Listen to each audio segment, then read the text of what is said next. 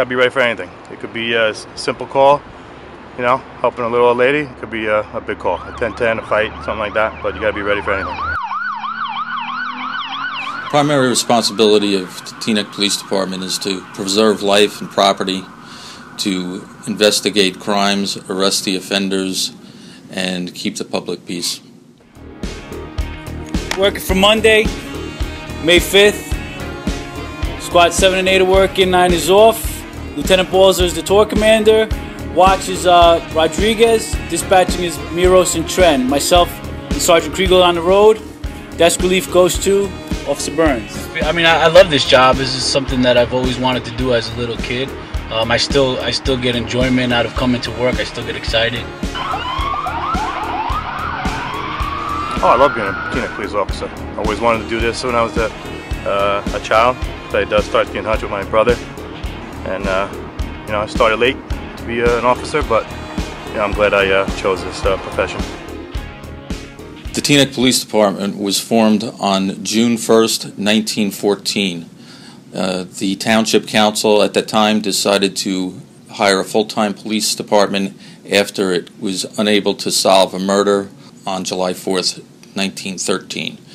The mission of the police department at the time was to protect life, property, to serve papers, to apprehend violators of the law, and to keep the public peace. The police officers that were first hired in 1914 used different types of transportation, mainly motorcycles and bicycles.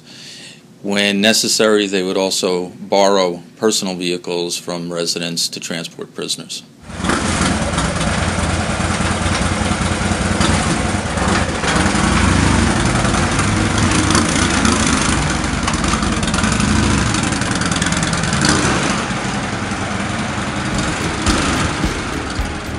A lot of people don't expect the police officers to be on motorcycles, and you can, you can secrete yourself a little better on the street.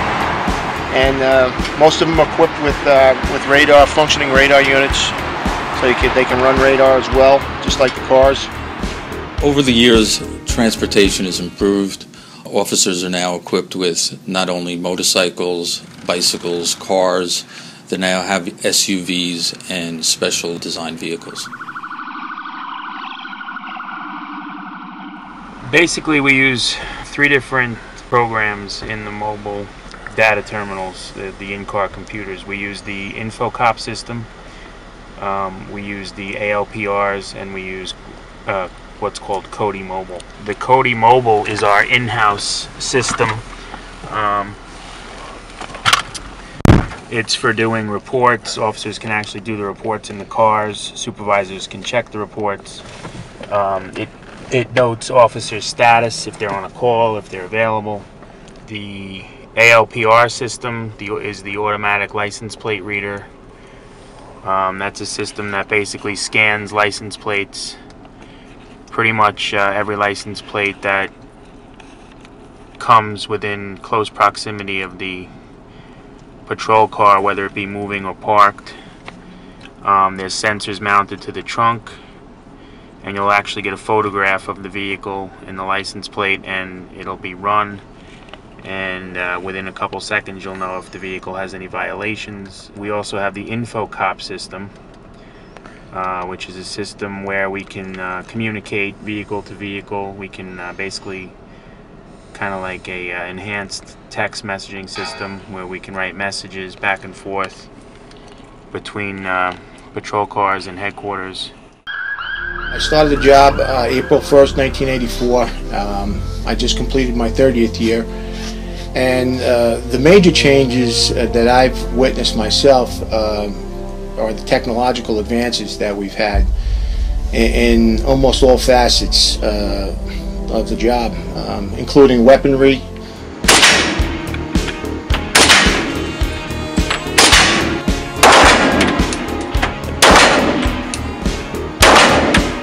Police vehicles, police uniforms.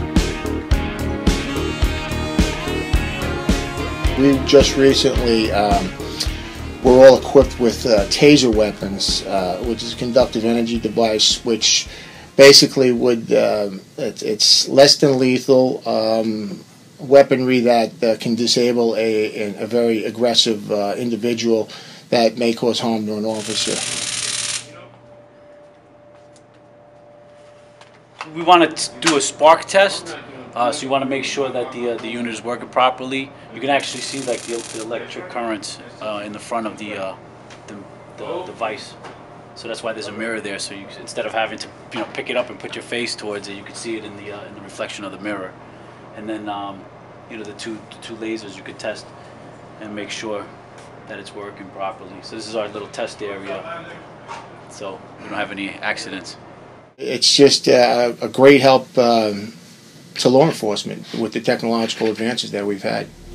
Technology changes, but the services that we provide, the core services, remain the same. We learn over the years, we try to perfect it, and I think we just get better and better.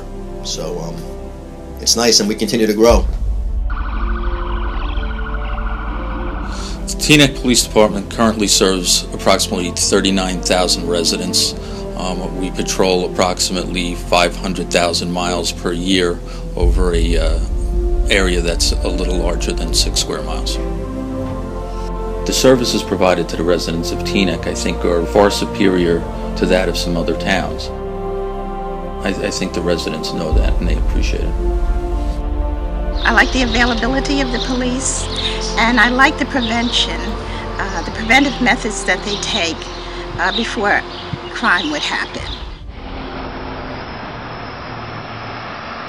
The Teaneck Police Department is an accredited police department. We were nationally recognized by CALEA. We are currently accredited by the New Jersey State Association of Chiefs of Police. Accreditation is a process in which the police department policies are reviewed and they have to adhere to certain guidelines. It brings professionalism to the department and ensures that everything is being done correctly.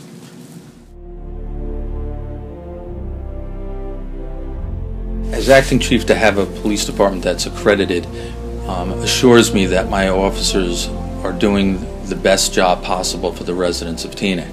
We very rarely have any, as I said, customer service complaints, I like to call them, because we do serve the public, and my officers understand that that's what our function is. Our number one function is to respond to calls of aid from the residents, from strangers, from anyone, and I'm proud to say we have a very good response time, and it's a professional response. The Community Policing Bureau began in 1993. It was primarily organized in response to an incident that occurred back in 1990 when a Teaneck police officer was involved in a shooting of an armed 16-year-old. At that time, the community lost its faith in the police department, and in response, we wanted to reach out to them and reassure them that we were here for them. We were interested in doing everything we possibly could for the residents of Teaneck, and we established the Community Policing Department. And these officers worked with the community to build up a relationship that had been somewhat shattered in some areas, and sometimes good, and the guys were very good at that. So I think that was one of the major positives that came out of that. I think our community relations has vastly improved with the general public, and a lot of that has to do with the community policing division that was established shortly after that incident.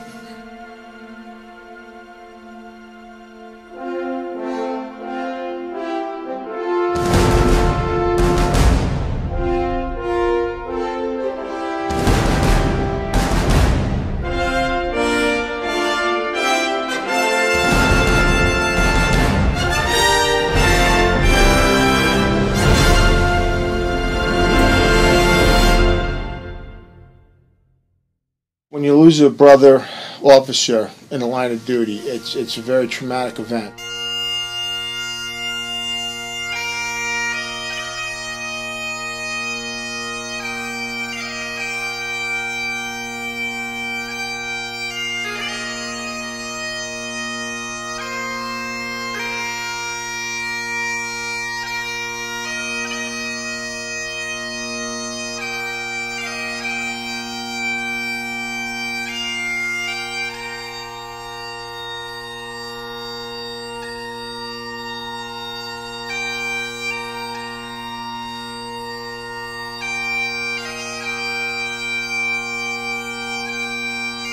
It's something you deal with every day you come in here, because you knew that he wore the uniform you're still wearing.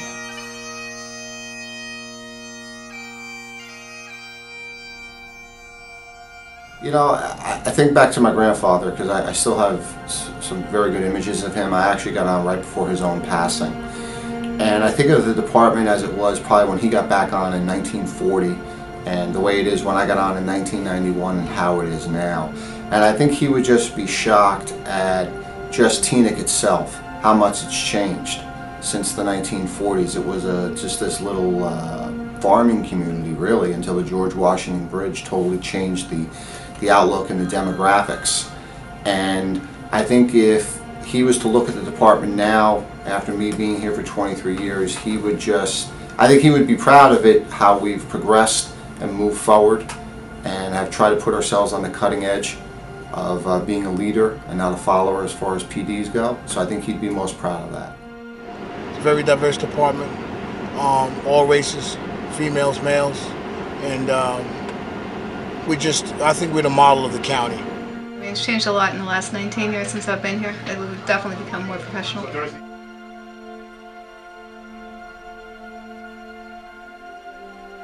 It's an honor to protect and to serve the community where I grew up in. I was raised here. I came to Teaneck when I was 3. I'm a Teaneck High School graduate, so it's nice to stay around and like I said, work with the people that I grew up with and serve and protect the community where I grew up in. The most rewarding part of the job is basically to look myself in the mirror every day and say, I did the best I could today, and know that I serve the public and the township proudly, and do the best I can, and that's it. I just hope that everything that the community sees here while taking the tours of the building on the 100-year anniversary, they can appreciate how far the department has come and look forward to what it will bring them in the future.